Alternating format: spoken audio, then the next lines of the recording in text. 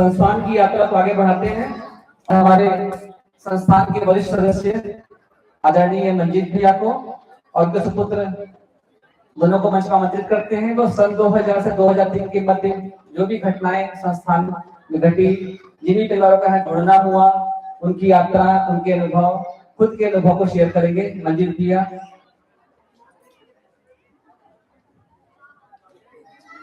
मंजीत भैया के साथ में डॉली भाभी, जूबी बेटा और अंकिता बेटा भी मंच में आ जाएंगे। एक बार जोरदार ताली के द्वारा मंजीत भैया परिवार का स्वागत करेंगे।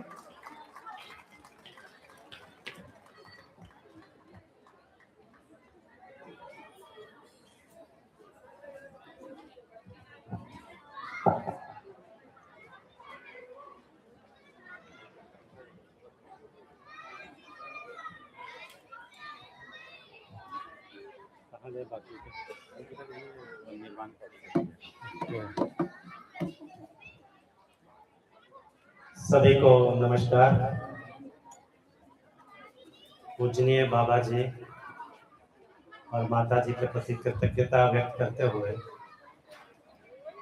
मैं आपसे अपनी कुछ यादें शेयर करूंगा।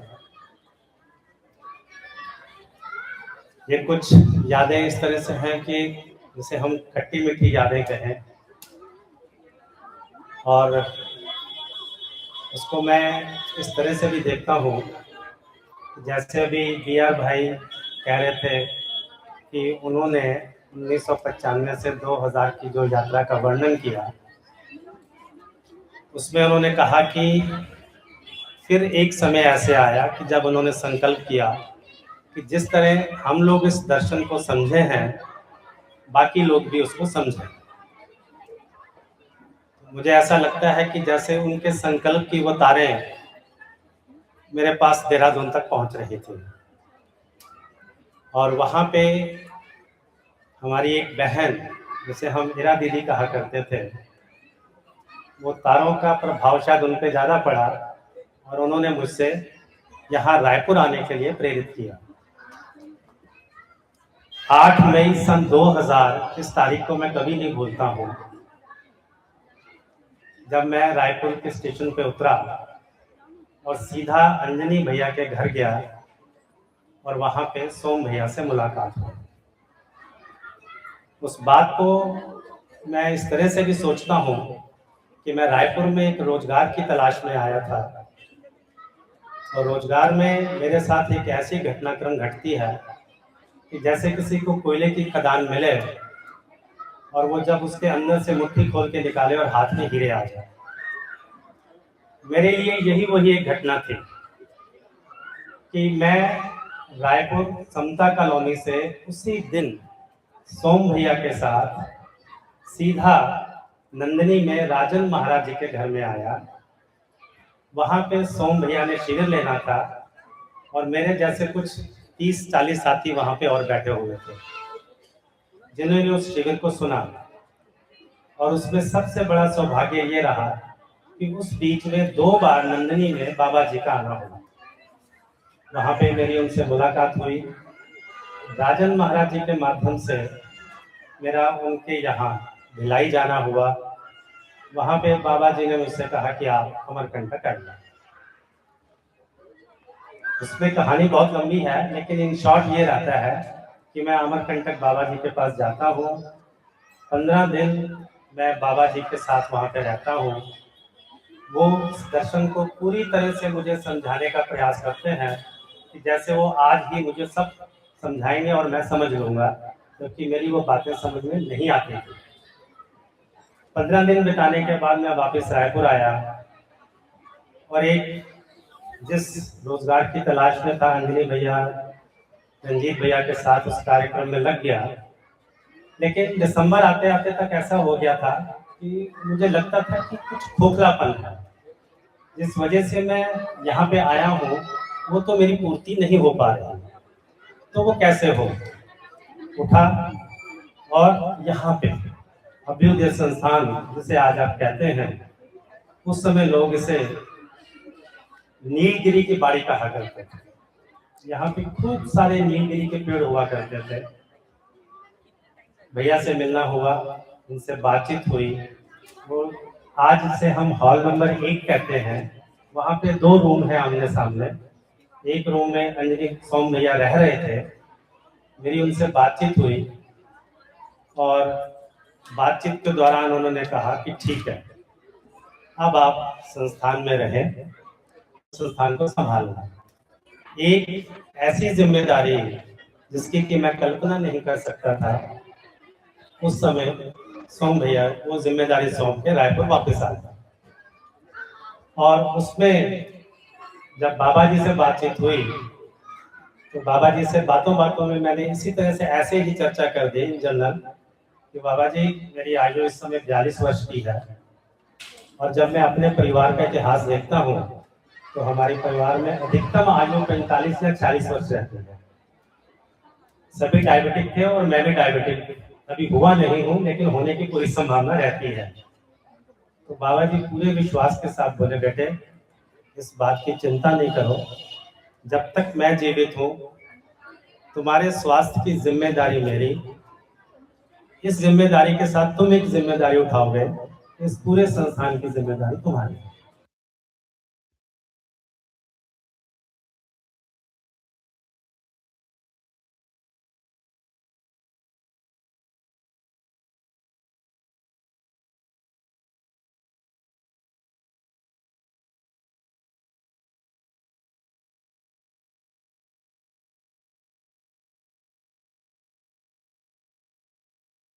जैसे सभी अपने हो, बरसों के पहचान वाले हो। मैंने भी पूरी जी जान से उस समय संस्थान में समय लगाया।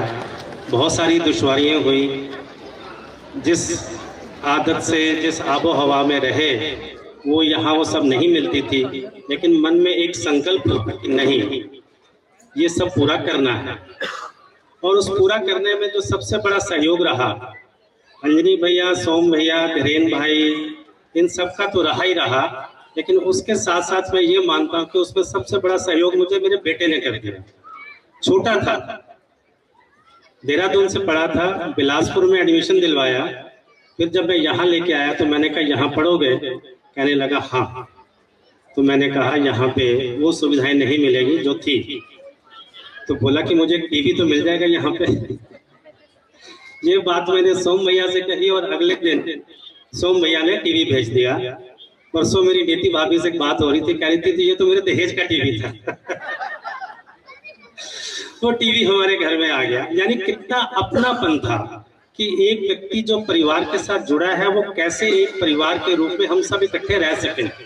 इस दर्शन की महिमा जब धीरे धीरे समझ में आई, उसका जो फैलाव जब समझ में आया, तो अंदर से एक आवाज आई कि नहीं, अब बाकी की पूरी जिंदगी इस दर्शन के प्रति समर्पित थी। वो समर्पण मैं अपने बेटे के साथ साथ एक समय थोड़ा सा रहा ऐसा जब श्रीमती जी का मन नहीं बनता था, लेकिन आज मैं ये कह सकता हूँ कि ये मेरे से ज्यादा समर्पित है। उन्होंने एक अपना पूरा समय और योगदान इसमें मुझे दिया कि मैं यहाँ से हिलूं नहीं।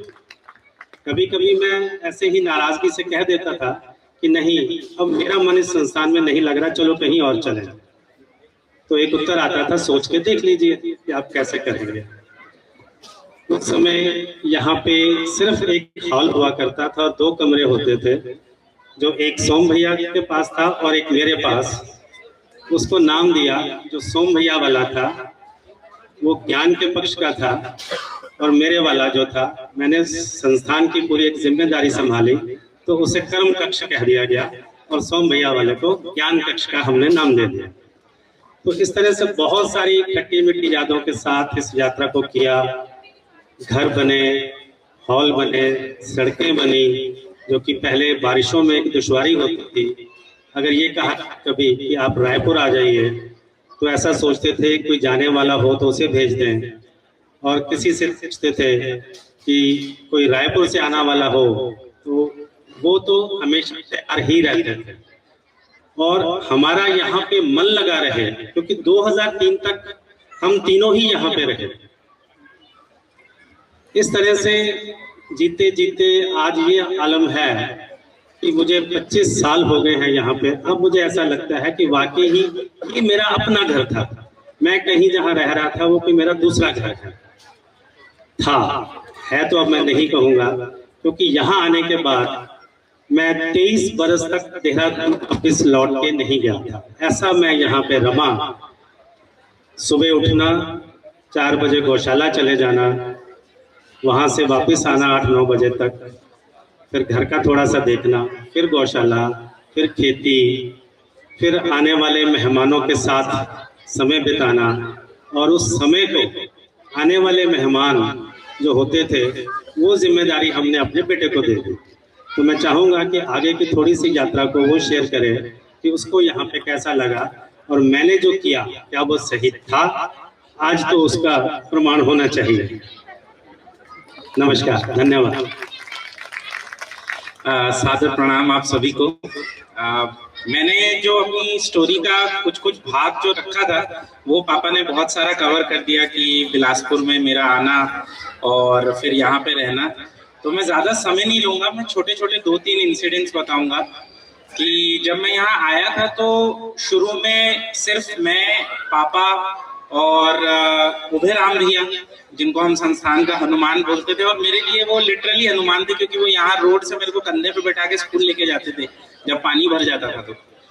तो हम 3-4 लोग ही थे जो यहाँ पर रहते थे, और हम लोग सुबह, जैसा पापा बता रहे थे कि उठना, मैं गायों के साथ खेल लेता था, और मेरे लिए जो थोड़ा बहुत मोटिवेशन रहता था वो 2 चीजें रहती थी कि संडे को हर्ष, सोम चाचा जी का बेटा, और बिट्टू, BR चाचा जी का बेटा, ये दोनों हर संडे आते थे। तो मेरा मंडे से सैटरडे जो मोटिवेशन रहता था वो ये रहता था कि ये दोनों आएंगे और हम लोग पूरा दिन बिताएंगे। तो ऐसा करते करते ये शुरू का कुछ समय निकला, और उसी समय में यहाँ पर शिविरों की शुरुआत हुई। सोम चाचा ने जब शिविर लेना शुरू किया था तो हम सब घर के बच्चे बड़े स्टार्टिंग में सब लोग बैठते थे। फिर रायपुर GC से, रायपुर गवर्नमेंट इंजीनियरिंग कॉलेज से शिविरों का यहाँ पे लोगों का आना जाना शुरू हुआ था। तो मेरी जिम्मेदारी रहती थी कि लोगों को संस्थान घुमाना, खाना, यहाँ जो भी हो रहा है उसके बारे में बताना। तो मेरा मोटा मोटा पूरा दिन जो है वो इसी तरीके से निकलता था। और दूसरा जो मेरे को जो घटना याद रहती है वो है यहाँ से अंजनी चाचा और मीना चाची के साथ बाबा जी को अमरकंटक लेने के लिए जाना। बाबा जो है वो हर 3 महीने में यहाँ आते थे, तो मैं अंजनी चाचा और मीना चाची के साथ जो है गाड़ी में बैठ के बाबा और माता को लेने के लिए चले जाता था। तो वहां से बाबा के साथ आना, तो उस समय छोटे थे तो हमको तो सिर्फ वो गाड़ी चलाने का थ्रिल रहता था कि गाड़ी चलानी है, बाकी तो ऐसा कुछ बहुत विशेष नहीं होता था। बट सुबह सुबह बाबा को वैशाली नगर लेके जाते थे नाड़ी दिखाने के लिए, और बाबा जो है वो गाड़ी में बैठते थे और मैं और बाबा होते थे, और बाबा पूछते थे बेटा कुछ अच्छी बात बताओ। तो अब वो 12-13 साल की आयु या 14 साल की आयु में मेरे को कोई अच्छी बात ऐसे समझ में आती नहीं थी। तो मोस्टली जो समय था वो साइलेंस में बीतता था। और बाबा से जुड़ी एक घटना मेरे को जो एक याद आती है वो है कि जब ऐसे ही अमरकंटक जाना होता था तो एक बार गर्मी छुट्टी में हम लोग रुके, मैं वहां रुका था, और मैं और अंकु जो बाबा जी के पोते हैं अक्षय, हम दोनों जो है बाबा के पैर दबाते थे रात में। और हम लोग देखते थे कि बाबा सो गए हैं क्या, ऐसा उठ के, तो बाबा मोस्टली जगह ही रहते थे या ऐसा करके देखते थे, और हम फिर दबाना जो है बाबा के पैर चालू कर देते थे। तो बाबा जो है वो उस समय हम लोगों को ये कहा करते थे कि अरे कैटरपिलर बुद्धि, तुम लोगों को समझ में नहीं आता है या कैटरपिलर हम दोनों को ऐसा कहा करते थे। तो मेरे को उस समय वाकई में इस मतलब का कुछ भी अर्थ जो है वो समझ में नहीं आया। और एक दिन ऐसे ही, मतलब मुझे एग्जैक्टली याद नहीं है, बट शायद अशोक अंकल से मेरी इस बारे में बात हो रही थी, तो उन्होंने मेरे को बड़े अच्छे शब्दों में इस चीज को समझाया कि बेटा जो कैटरपिलर होता है ना वो बाद में जाके बटरफ्लाई बनता है। तो शायद इसी संदर्भ में कभी कहा होगा, तो अभी ये तो नहीं पता कि बने कि नहीं बने या यात्रा जारी है। तो मुझे ऐसा लगता है कि यहाँ जितने भी कैटरपिलर बुद्धि हैं और जो बटरफ्लाई बनने की कगार में है, तो मैं आशा करता हूँ कि वो सब बटरफ्लाई बनेंगे। और जो 2003 की यात्रा रही उसमें मैं एक चीज बस लास्ट में और ऐड करना चाहूंगा। जब मैं यहाँ देहरादून से आया था तो मेरे लिए शायद परिवार, चाचा, बुआ, ताऊ, या मैं जिनको भी सब बोलता था, अंजनी चाचा, रंजीत चाचा, राजा चाचा, अनीता बुआ, धीरेन फूफा जी, BR चाचा, सोम चाचा, तो अम्बा बुआ, सुनीता जी, तो सबको बड़ा ये कंफ्यूजन होता था कि तुम सरदार हो, ये तुम्हारे चाचा कैसे हैं, ये तो मारवाड़ी हैं, ये तो गुजराती हैं। तो वो बड़ा समझाने में मजा भी आता था, और वो एक मतलब मैं वो अपनापन जो है वो उसी परिवार उन्हीं भाइयों में आज भी, जिनको मैं भाई बोलता हूँ, बड़े भाई छोटे भाई, हम लोग सब वैसे ही हैं। शायद यही इस संस्थान की खूबसूरती है, और सबसे बड़ी देख है मेरे लिए, क्योंकि अभी भी मैं ये तो नहीं कहूंगा कि भाई मैं बहुत अच्छे से सारी चीजों को समझा, लेकिन एक को बोलते हैं ना नेचुरल इनबिल्ट मैकेनिज्म है जो कहीं ना कहीं बार बार ट्रिगर होता है। हम गलतियां भी करते हैं, बहुत सारी चीजें करते हैं, बट वो बार बार वो एक मैकेनिज्म जो ट्रिगर होता है। तो उसमें भी एक घटना जो मेरे को ध्यान रहती है कि कोई हम सब बड़े बात चर्चा कर रहे थे कि बेटा हम लोग तो इस यात्रा में शुरू हुए थे, तो आप लोग साथ में खेलते रहते थे, बट जो आने वाली जनरेशन है वो इस स्कूल के माध्यम से या इन सारी चीजों के साथ अब एक बहुत अच्छा मॉडल तैयार हो चुका है। तो हम लोग सब एक्सपेरिमेंटल मॉडल हैं, शायद ट्विस्टेड हैं, कुछ अच्छे भी हैं, तो वो बेंचमार्क तो नहीं बोल सकते हैं, बट हाँ सब आपके सामने हैं। तो ऐसी यात्रा रही, यहाँ तक हम लोग पहुंच गए। मैं आगे अब मम्मी को बोलूंगा थोड़ा सा उसमें और ऐड कर दें।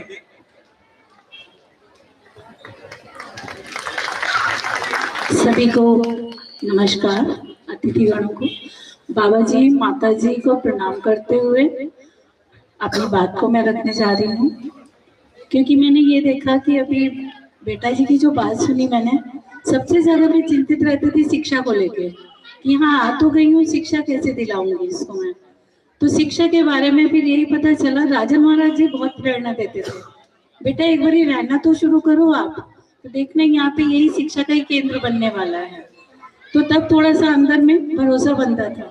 तो अंजनी भैया जी से जब भी बात होती थी, आगे देखना यहाँ पे एकदम स्वर्ग होगा शिक्षा की, एकदम ऐसी धारा प्रवाह होगी कि उसी शिक्षा में ही हम सब रमने वाले हैं।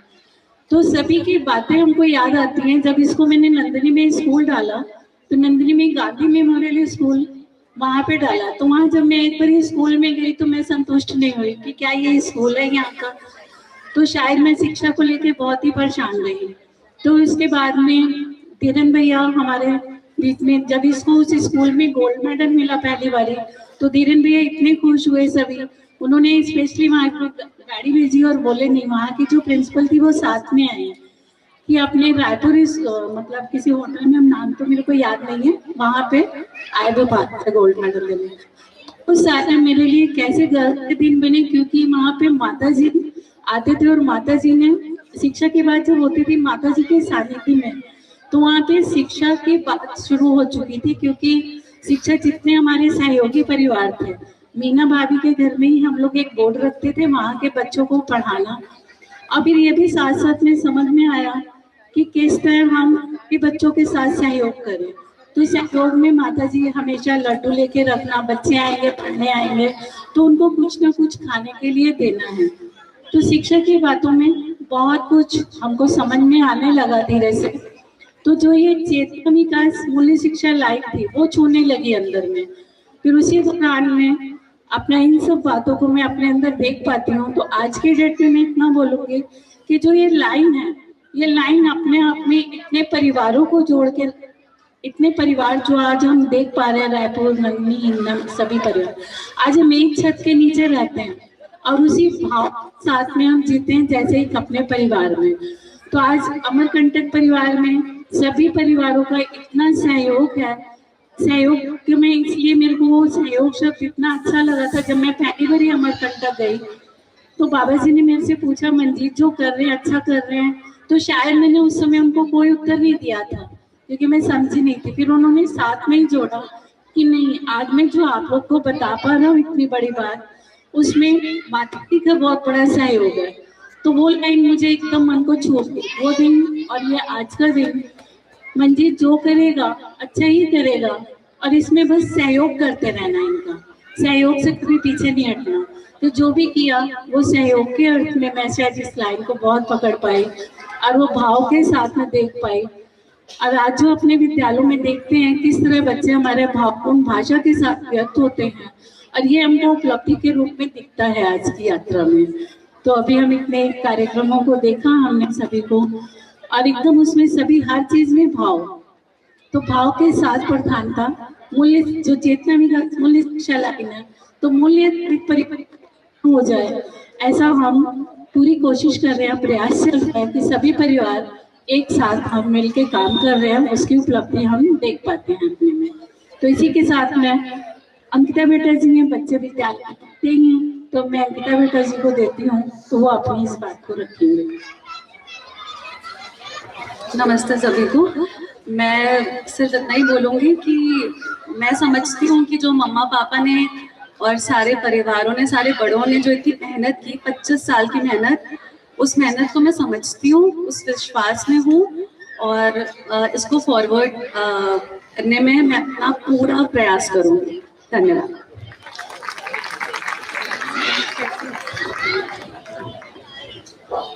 तो इस यात्रा को मैं इस तरह से मानता हूँ कि ये मेरी जो है बियाबान से स्वर्ग की यात्रा है।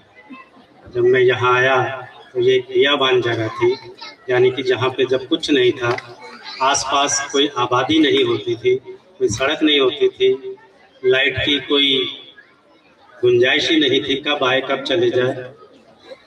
तो ये बियाबान से स्वर्ग की यात्रा के साथ साथ हमारी श्रीमती जी का कहना है कि ये जंगल में मंगल जैसी यात्रा है। नमस्कार।